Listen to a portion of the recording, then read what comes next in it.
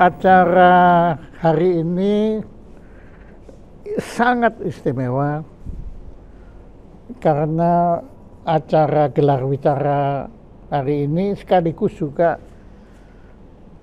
upacara penganugerahan penghargaan Muri pada satu rekod yang saya kira kelasnya sebetulnya rekodnya bukan lagi rekod Indonesia, tapi rekod dunia.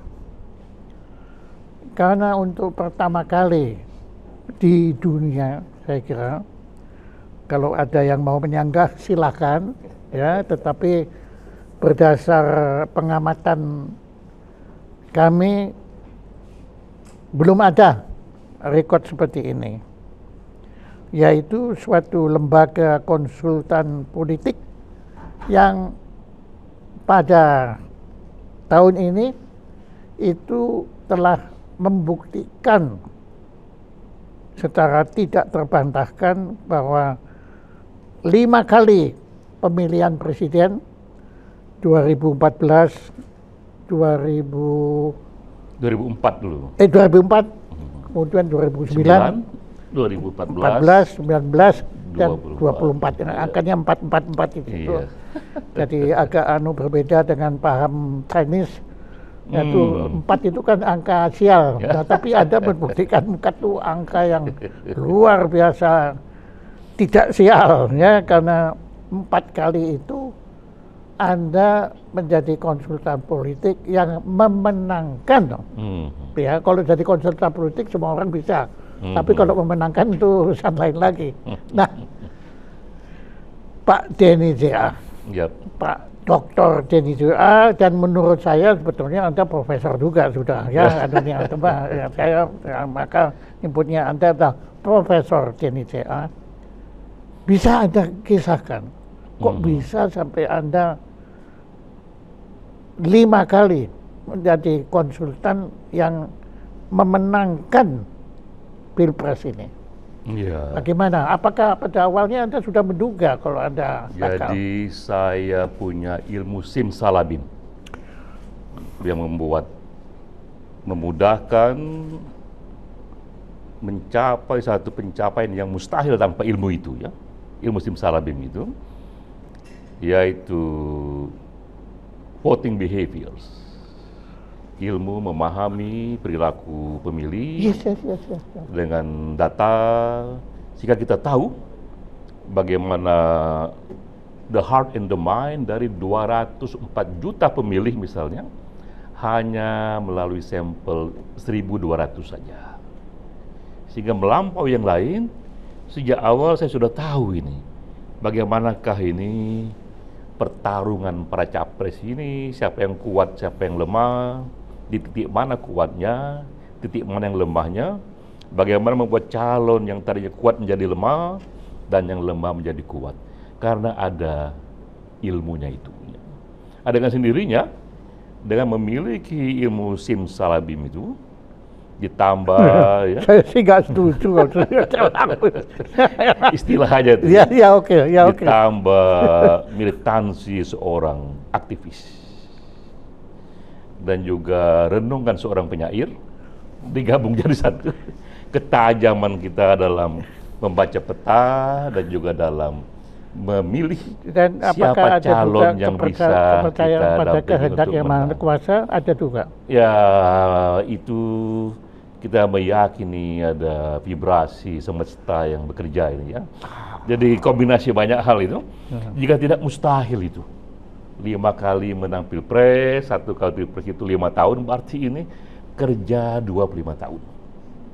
Pastilah ini kombinasi antara ilmu dan keberuntungan. Tapi keberuntungan yang diundang, ya. Karena keberuntungan bisa diundang juga tuh dengan berbagai cara yang dipersiapkan juga, ya. Nah, sehingga dengan menang 5 kali Pilpres ini, yang saya senang bukan hanya 5 kali Pilpresnya, tapi gagasan besar di balik itu, yaitu bahwa saya menunjukkan lagi dan lagi bukti keras bahwa simsalabim ini, ilmu voting behavior ini telah datang dan berguna untuk kita membaca suara pemilih dari Aceh sampai Papua secara akurat. Mengapa ini penting? Karena setelah pemilu, biasanya suara pemilih ini dilupakan. Politik urusannya para elit, negosiasi para elit, ya, yang kadang-kadang juga dilupakan, bukan karena ingin dilupakan, tapi tidak punya perangkatnya. Bagaimana mau mengetahui suara pemilih dari Aceh sampai Papua sebanyak itu? Nah, dengan datangnya ilmu ini dan bukti kita menang berkali-kali, saya tunjukkan, Pak, Ibu sekalian, ini suara rakyat ini bisa diketahui dari Aceh sampai Papua dengan murah saja, cepat saja. Karena itu dalam public policy dengar juga suara mereka. Nah, itu yang paling penting, yang paling besar. Mengapa saya senang dengan menang ini? Karena gagasan besar di balik kemenangan itu. Oke. Nah, apakah Anda waktu itu kan sebetulnya Anda dipilih atau Anda memilih yang Anda konsul, yang Anda nasihatin untuk menjadi presiden? Saling memilih gitu ya. Karena iya, karena kan dia juga pasti banyak pilihan, saya pun juga banyak pilihan. Cuma makin ke sini karena record makin panjang ya. Ya lama-lama mereka pikir bahwa BNJA pasti pilihan pertama tuh. Karena sudah berkali-kali terbukti. Iya, kalau itu nggak diragukan lagi. Tapi ya itu, apakah pada awalnya Anda kata sekarang saya datang ke Anda dan saya akan bayar berapapun. Ini Anda kata, saya nggak punya uangnya. Ya, tapi Anda kata. Kita ambil contoh kasus yang konkret saja ya. 2024 kemarin, saya sudah jumpa Ganjar, sudah jumpa juga perwakilan dari Anies Baswedan, juga jumpa dengan Prabowo. Ya. Saya tanya teman-teman yang hadir sini sebagian, kira-kira siapa nih yang perlu kita bantu ini ya? Oh, di antara tiga jadi ini, Anda ya. punya tim yang ikut. Saya tanya, ya sebagian mengatakan Pak Denny, kita serahkan ke Pak Denny saja, silakan istiqoroh. Pak, itu jawaban mereka tuh. Nah, saya istiqorohnya adalah dengan data-data. Gitu. Jadi saya pelajari semua kemungkinan dan saya melihat bahwa ini era kemenangan Prabowo itu besar dan juga era di mana dia sudah membuktikan sebagai seorang pemimpin yang bisa membangun koalisi. Jenderal-jenderal yang marah sama dia bisa menjadi teman ya. Jokowi yang berhadapan bisa mendukung dia. Skill itu juga dibutuhkan. Nah, akibatnya perhitungan itu, perhitungan pertama dia bagus buat Indonesia, perhitungan kedua dia paling besar kemungkinan untuk menang. Itu menjadi landasan saya untuk memilih dia sebagai klien. Oke. Itu ya, ininya itu tuh. Anda Contoh yang, konkretnya tuh. Pertanyaan saya, saya rubah. Andai kata saya sekarang, saya kepengen jadi presiden, ya. Dan saya tahu tarif Anda mahal, tapi kebetulan saya punya tarif uangnya punya, ya. Bisa nggak Anda menggarap saya yang sebetulnya hopeless? Tapi Anda bisa nggak mengolah saya sampai bisa menjadi presiden? Jadi yang bisa kita olah menjadi pemimpin, tidak hanya presiden, tapi juga gubernur, juga wali kota, bupati, adalah somebody, bukan nobody. Ya. Somebody itu ada kriterianya. Pertama, dia punya record atau achievement, walaupun tidak dikenal misalnya. Tapi sudah ada bahan buat kita kapitalisasi. Atau jika dia tidak punya record yang begitu tinggi, dia sudah sangat populer, sudah dikenal. Seperti sehingga Komeng. tinggal kita berikan Komeng, saja gitu seperti ya. Komeng ya. Tinggal kita berikan saja apa yang bisa dia kokoh untuk punya record di sana ya. Nah, ketiga ya dia punya sumber daya. Sumber daya tidak hanya uang tapi juga jaringan. Dia harus punya salah satu dari tiga ini. Kalau tiga-tiganya dia menjadi nobody ya. Kalau salah satu dia punya, dia somebody. Nah, kalau somebody bisa diolah itu. Bisa diolah. Bisa diolah. Wow, jadi presiden itu bisa, pemimpin bisa dibentuk. Bisa dibentuk. Anda percaya kepada teori leadership? Yap. Jadi, tapi juga itu juga kelemahan demokrasi. Ya. Jadi kelemahan demokrasi ini adalah one man, one vote. Oke. Sehingga mereka yang populer, walau tidak terlalu kompeten misalnya, akan menang ketimbang mereka yang sangat kompeten tapi tidak populer. Suka tidak suka itu hukumnya. Karena itu cara kita memenangkan orang, buat dia populer. Barulah buat dia populer. Buat dia populer. Bukan karena dia populer. Bisa karena dia populer, bisa juga karena dia nggak populer, kita bikin dia Nah, populer. kalau kita lihat karena tadi bahwa yang kompeten dikalahkan oleh yang tidak kompeten, jika yang tidak kompeten itu populer. Jadi ranking pertama adalah popularitas, elektabilitas, ranking berikutnya kompetensi. Oke, kita ambil contoh. Adolf Hitler kan terpilih demokratis juga kan. Nah, betul. menurut tadi menarik sekali. Anda menyatakan bahwa itu popularitas itu justru kelemahan demokrasi kan. Yang bisa orang memilih orang yang populer, tapi betulnya dia nggak kompeten. Bisa. Ya. Nah, kurang kompeten. Kurang kompeten. Nah, Anda bisa mengatasi itu. Andai kata sekarang, saya andai kata lagi. Anda waktu itu menjadi konsultan politiknya Hitler. Apakah Anda juga bisa mempersiapkan dia untuk menjadi orang yang tidak seburuk itulah. Ya, seperti sekarang ini, kenapa Hitler terpilih dalam sistem demokrasi? Karena ujungnya nanti politik itu adalah persepsi. Bagi sebagian Hitler itu bisa dipandang sebagai seorang yang otoriter, yang kejam. Tapi sebagian lagi bisa digeser, dia strong leader. Ya. Dibutuhkan oleh Jerman yang kalah perang, yang ekonomi terpuruk. Karena itu mari bersatu, kita berpadu di bawah seorang strong leader. Seperti Soeharto. Seperti Soeharto, seperti Hitler, yang populer untuk masyarakat yang sedang mengalami problem, sedang jatuh. Ya. Sehingga Hitler bisa terpilih, Mussolini bisa terpilih. Ya.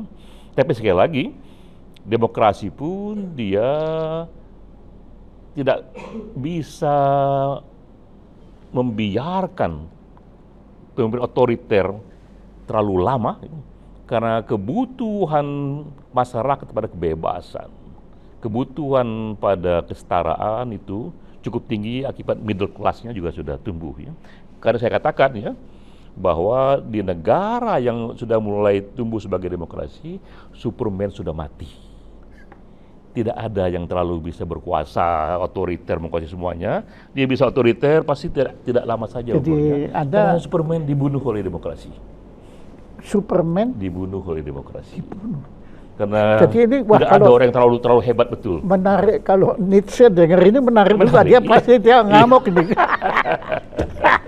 Wah, tapi ya. Tapi menarik juga bahwa Anda mengakui bahwa demokrasi bukan satu-satunya cara. Ya, jadi kalau kita ambil pengertian dari Winston Churchill, dia mengatakan demokrasi itu sistem politik terburuk di dunia, kecuali jika dibandingkan dengan sistem lainnya. Jadi begitu banyak kelemahan demokrasi ini, ya, tapi kalau dibandingkan dengan lain, masih paling bagus. Masih lumayan. Masih lumayan. Ya. Jadi begitulah situasinya. Jadi kita mendapat yang terbaik di antara terburuk. Karena semua sistem politik ini dia melayani nature yang sama dari manusia, bahwa manusia itu punya kehendak baik dan juga punya potensi buruk. Jadi ini hanya bisa difasilitasi oleh satu sistem yang berikan kebebasan agar kehendak baik itu bisa menjadi bagus sekali, sekaligus juga check and balances agar keburukannya bisa dikontrol. Nah, sistem yang memberikan keduanya itu kebebasan dan juga check and balances itu demokrasi. Wah, bukan main ya. Jadi wah, Anda buat saya bukan seorang konsultan politik, Anda seorang pemikir ya, filosof. Anda gabungan antara konsultan politik, penyair juga, mistikus juga. Iya, mistik ya. Anda percaya kehendak Tuhan? Saya percaya energi besar. Energi besar di luar sana, apapun namanya ya. Ada sesuatu. Ada sesuatu. Kan tahu bilang itu bahwa ibu dari semua hal mungkin tak bernama dan kita memberi nama pada itu. Tapi kita rasakan itu ya. Saya percaya pada itu. Dan itu bekerja juga dalam sehari-hari saya juga ya. Iya, kalau saya perhatikan memang Anda memang bicaranya kan selalu eksakta, sains. Tapi kok nadanya kok nggak saintifik gitu. Nadanya spiritual. Gabungan ya. Iya. Ketika kita bekerja. Tapi sebetulnya kan sains itu juga sebetulnya sekedar suatu nama lain untuk agama kan sebetulnya. Ya itu akhirnya juga seorang ateis pun, dia akhirnya harus percaya kepada tidak ada Tuhan, itu kan percaya juga dia kan bukan kalau dalam perdebatan filsafat itu ada Immanuel Kant. Dia mengatakan bahwa ada fenomena, ada nomena. Yang dapat kita ketahui ini segala hal yang tertangkap oleh akal pikiran kita, indera. Itu fenomena. Consciousness. Iya. Di luar itu tak pernah kita tahu. Dan itulah wilayah. Dan nggak perlu kita tahu. Tak perlu kita tahu dan tak bisa kita tahu juga. Iya. Kalau kita tahu malah kita jadi Tuhan kan. Ya, sangat mungkin makhluk cerdas yang berbeda melihat realitas juga secara berbeda. Iya. Anda percaya objektivitas? Objektivitas pada lingkup terbatas ya. Seperti tadi itu. Iya, artinya subjektivitas. Iya, jadi saya kira realitas ini berlapis-lapis seperti bawang itu ya, kita bisa bicara berdebat untuk dimensi yang kita dibilang karpopor itu yang bisa difalsifikasi. Anda kuantum bagaimana tentang kuantum? Saya tidak terlalu Ya. mendalami ini. Oke, nggak apa-apa. Ya. Wah, terima kasih loh. Saya jauh dari konsep politik sampai ke filsafat nih kita ngomongin. Tapi politik sebetulnya kan, ya begini, pengalaman saya 10 tahun di Jerman. Menurut saya kita kan ada sekarang gerakan di moderasi beragama. Menurut saya Indonesia ini sekarang perlu moderasi berpolitik. Yes, betul. Tapi mungkin penting saya ceritakan dulu, karena ini berhubungan dengan penghargaan 5 kali itu ya. Momen-momen penting dalam Pilpres 2024 itu. Bagaimana menurut Pak Jaya? Saya cerita dulu itu ya soal itu ya. Silakan. Jadi saya kira hal yang nggak banyak publik tahu, tapi dirasakan juga oleh publik, bahwa menang kalahnya Prabowo Gibran ini itu 3 hal utama penyebabnya. Pertama adalah keterlibatan Jokowi membela Prabowo. Nah, saya cerita, saya jumpa Jokowi itu di akhir Juli, kita ngobrol empat mata ya. Saya dipanggil Pak Jokowi. Dicerita Pak Dini bagaimana melihat situasi sekarang dan siapa yang perlu kita bela. Saya bilang, Pak Jokowi, 50 tahun dari sekarang ini sejarawan akan menulis. Sejarawan akan menulis 50 tahun dari sekarang siapakah presiden Indonesia yang memberi legacy, warna yang begitu mendalam untuk kemajuan Indonesia. Di Amerika itu sejarawan menulis itu dan selalu dipilih 3 presiden yang dianggap paling kuat legasinya, Abraham Lincoln, George Washington, dan Roosevelt. Nanti di Indonesia juga orang akan menulis itu. Nah, kita harus pastikan Pak Jokowi juga masuk di sana. Masuk dalam ranking 1 sampai 5 presiden yang dianggap berpengaruh itu ya.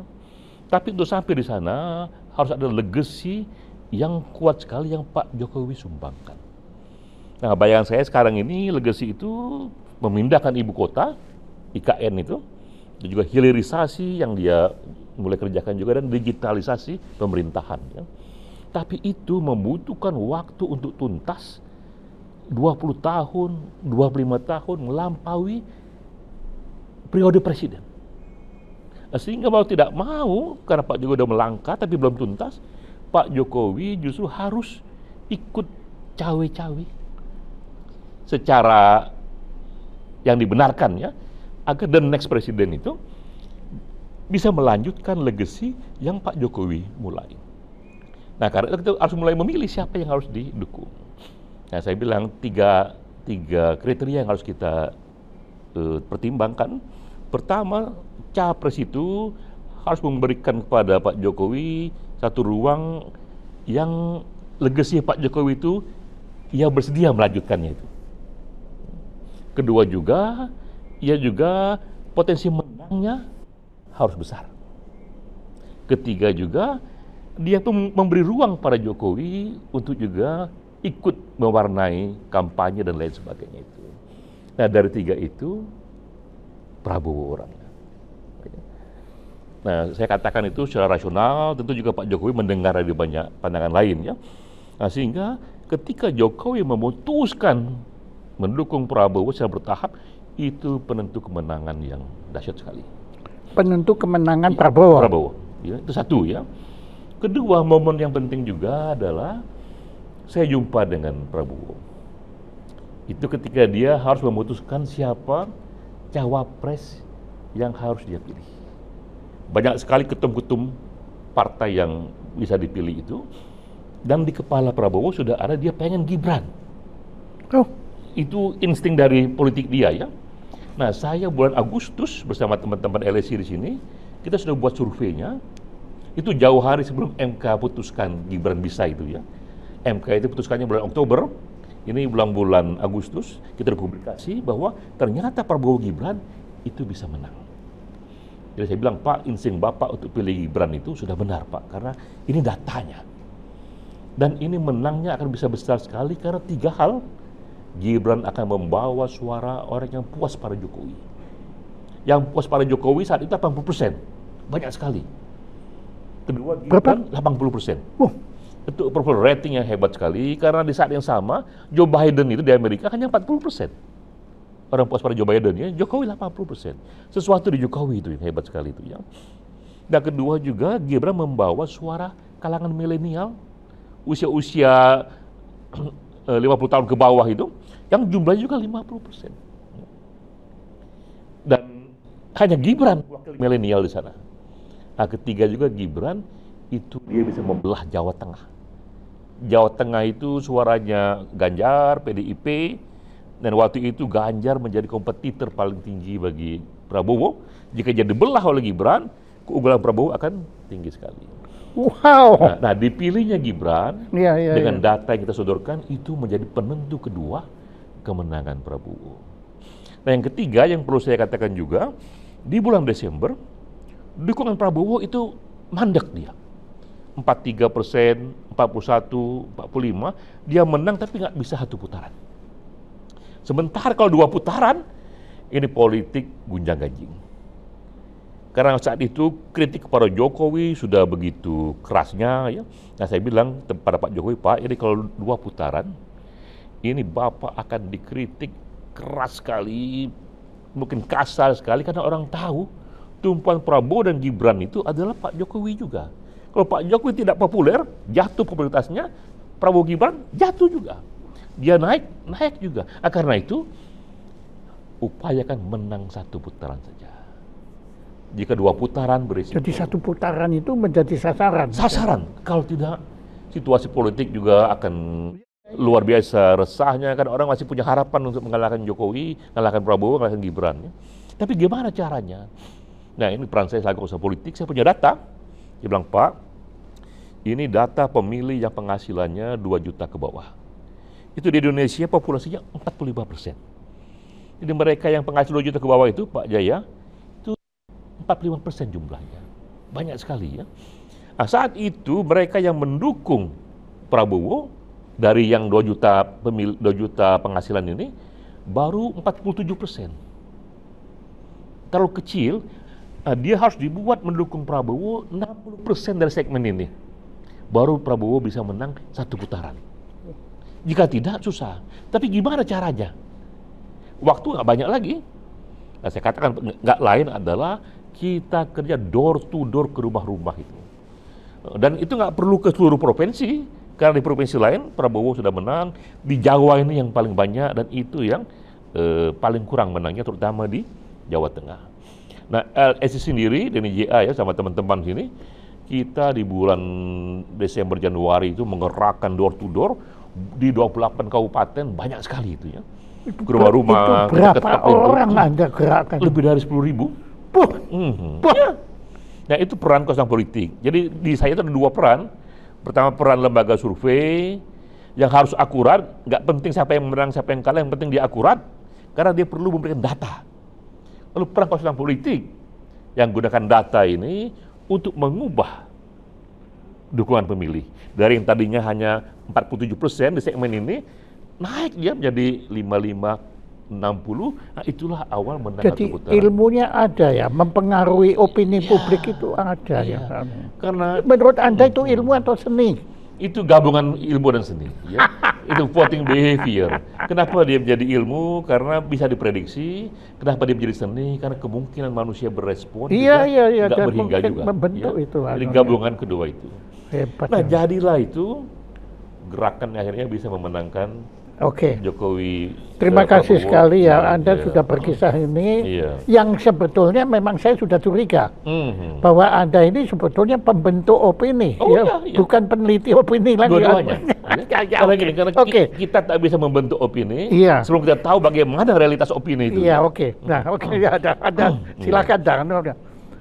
Tapi sekarang saya sudah yakin, you are a kingmaker. Nah. Pertanyaan saya, Anda kan sudah 5 kali membuktikan Anda mampu menjadi kingmaker. Apakah Anda tidak nanti pada suatu saat Anda sendiri menjadi king? Dan itu pertanyaan saya, saya dari dulu tanya itu. Iya. Jadi king dalam bentuk lain ya. Saya bilang ke teman-teman. Yang menjadi presiden Republik Indonesia lah. Jangan nanti presiden satu pena. Itu pertanyaan saya tahu Anda pasti menghindar. Tapi tolong sekarang mumpung Anda sudah demikian terbuka ke saya dan saya terima kasih sekali ya.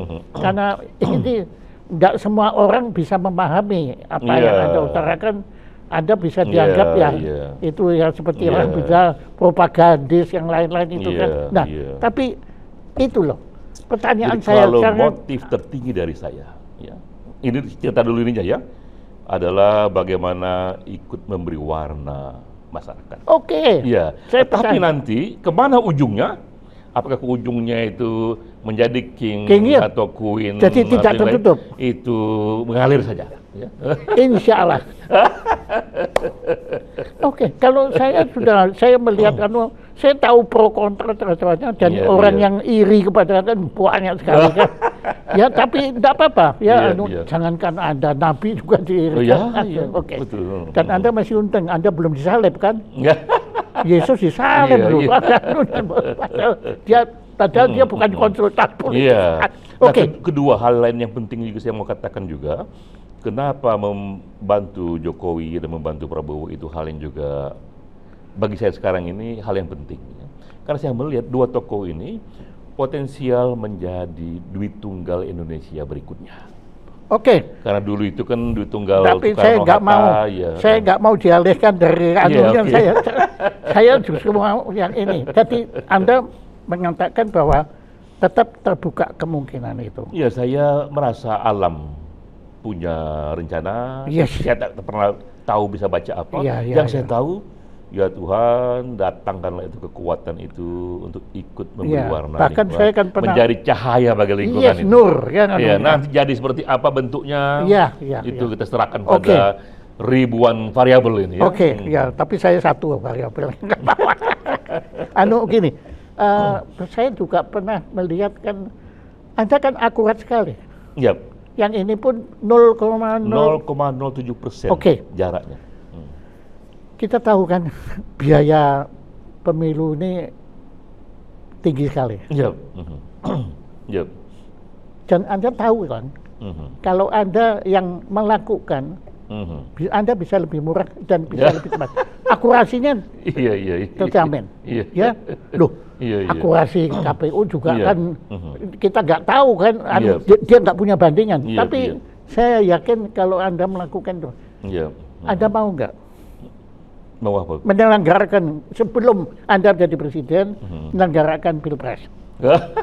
Dengan apa? Pola quick count itu. Ininya. Ya pokoknya dengan seni dan ilmu yang Anda kuasai. kan kita berhadapan karena dengan, pasti Anda kan lebih cepat pasti. Iya, iya. Dan lebih murah karena Anda kan bisa efisiensi. Iya, iya. Jadi kita tapi kan Anda iya, bilang betul. saya kan Anda terkait dengan konstitusi. Iya, iya. Konstitusi kan bisa dirubah. Iya, jadi saya percaya Pak Jaya ya, pada waktu teknologi pun akan mengubah cara kita memilih. Akan lebih efisien, Iya, lebih pasti cepat, itu. Iya, lebih iya. murah karena bisa membaca Nah, iya. pikiran kita. Nah, iya. Jauh lebih Daripada akurat. kita menunggu kan Anda sudah tahu Betul. caranya 5 kali. Iya, iya. Nah, tapi masalahnya kita berhadapan dengan raksasa konsep lama kedaulatan rakyat, bahwa rakyat yang harus datang ke TPS itu perubahan besar konsep itu pasti butuh evolusi bertahun-tahun, berpuluh-puluh tahun baru sampai pada itu ya. Sekarang ini secara teknologi dimungkinkan.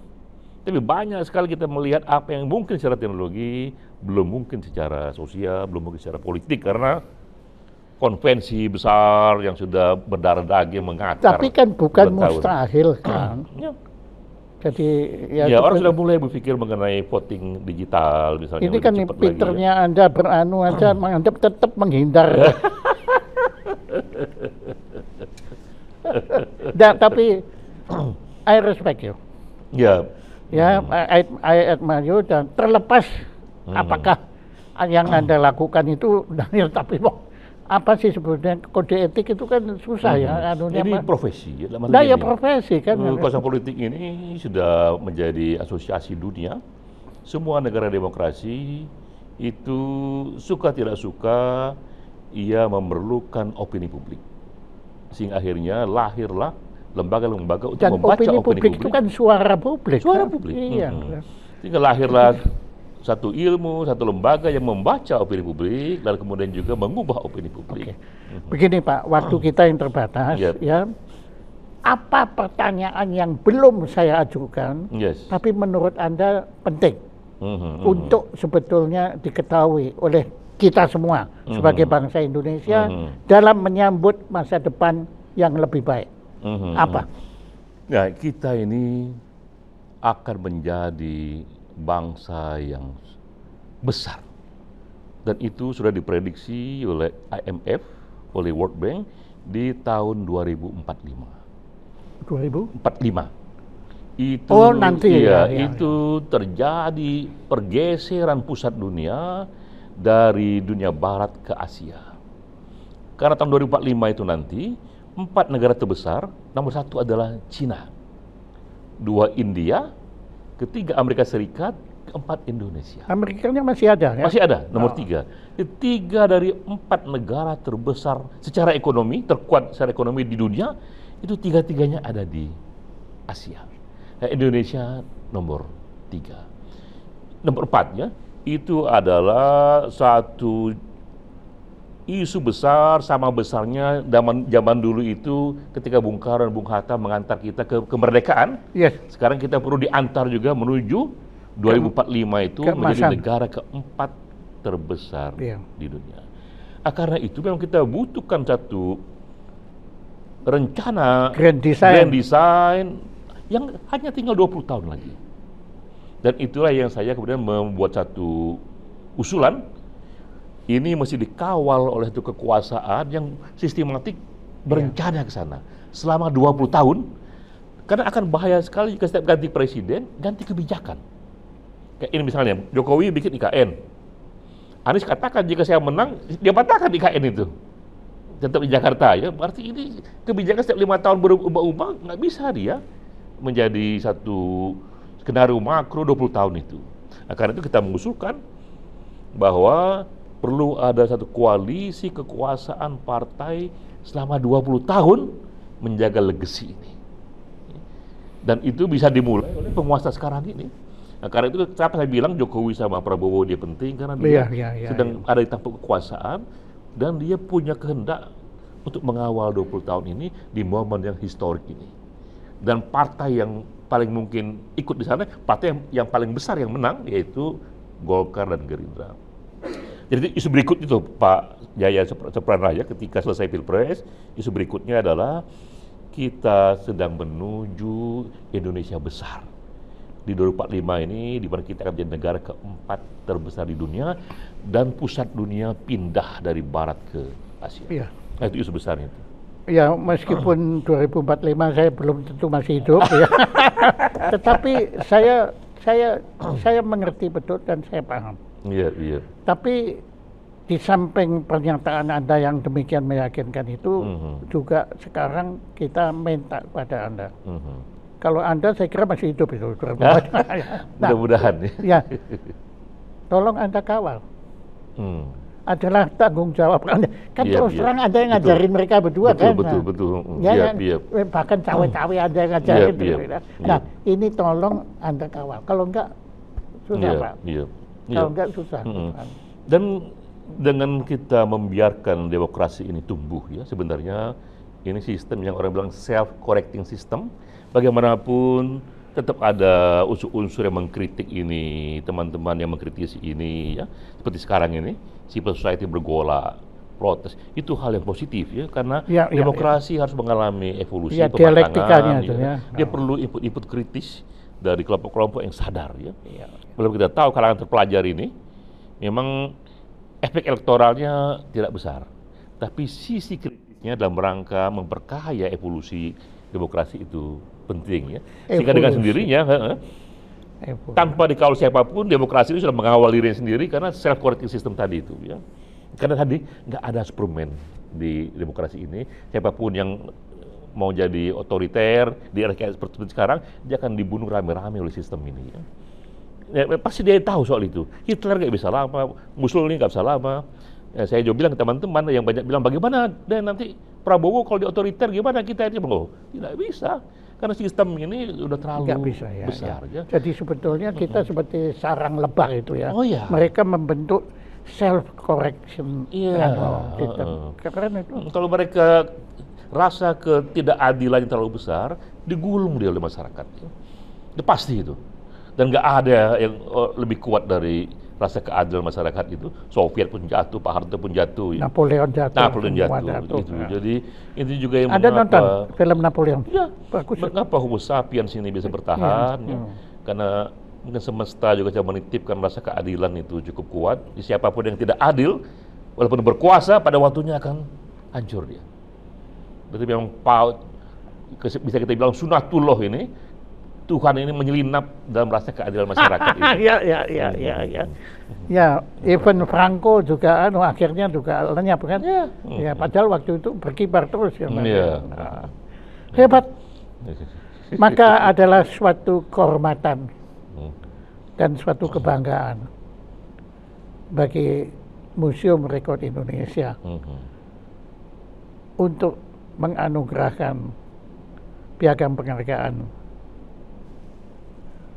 rekor dunia. Jadi sebagai penandatangan piagam ini, saya bacakan ini rekor dunia Museum Rekor Dunia Indonesia. Piagam penghargaan Museum Rekor Dunia Indonesia nomor 11.580. Jadi ini yang ke 11.580 dianugerahkan atas rekor konsultan politik yang ikut memenangkan pilpres terbanyak di suatu negara. Jadi ini dunia ya. 5 kali berturut-turut 2004, 2009, 2014, 2019 dan terakhir sementara ini 2024 ya kan terakhir ini kan sementara ini. Nanti 2029 nanti lagi ya. Dianugerahkan kepada pertanyaan saya. Saya kan suka jahil jatuh ya. Andai kata, ini andai kata ya.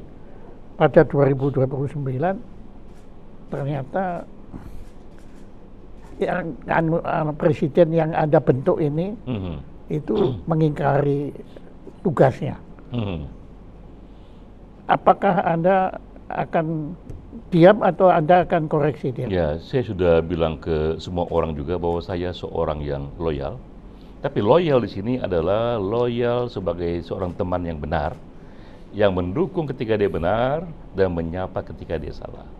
Itulah teman yang loyal. Ya.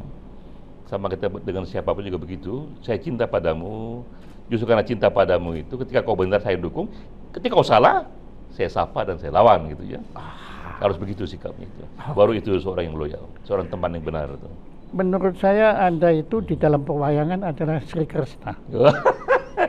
Ya, karena Sri Krishna kan tidak menjabat apapun, tapi dia kan kingmaker semua kan. Bahkan memenangkan Pandawa juga dia gitu. Kalau nggak ada Krishna, Pandawa kalah tuh. Ya, kalau Sri Krishna nggak cawe-cawe. Jadi sebetulnya yang cawe-cawe bukan Jokowi, Denny J.A. Kalau saya salah satu saja, Jokowi pasti banyak sekali mendengar yang lain juga ya. Iya, tapi buktinya nurutnya Anda dia. Nggak apa-apa. Saya kenal dia kok. Nah, dengan demikian, ini dengan penuh rasa bangga mewakili bangsa Indonesia, saya serahkan piagam ini pada Anda. Terima kasih banyak. Tolong tepuk tangan setiap kita.